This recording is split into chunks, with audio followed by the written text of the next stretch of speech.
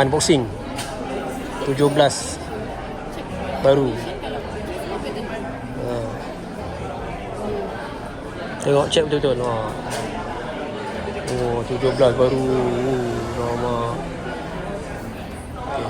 Apa-apa tanya kat akak tu.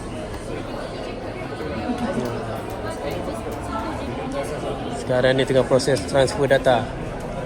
Betul?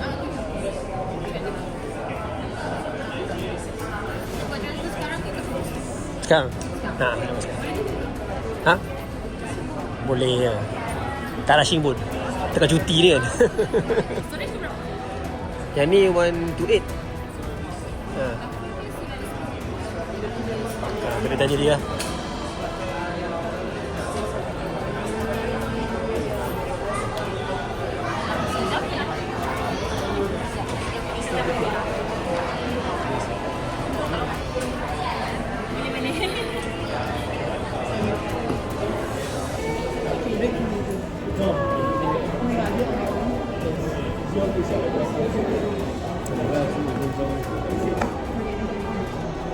Satu jam pun.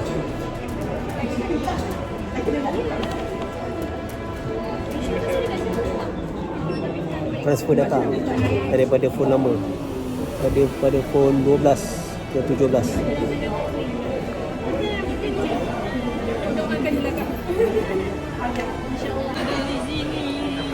Wah, suka tu.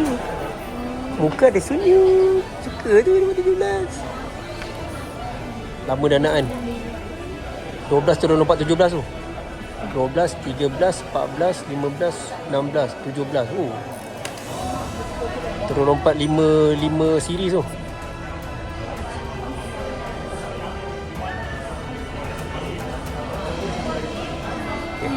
Staff mesin Mid Valley tengah tolong transfer file.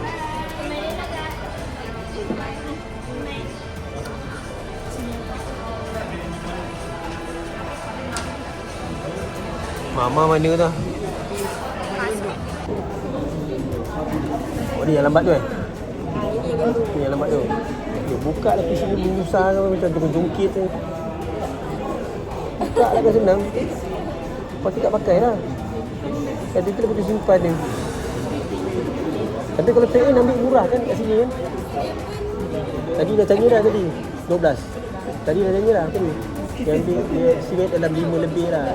Dalam 5.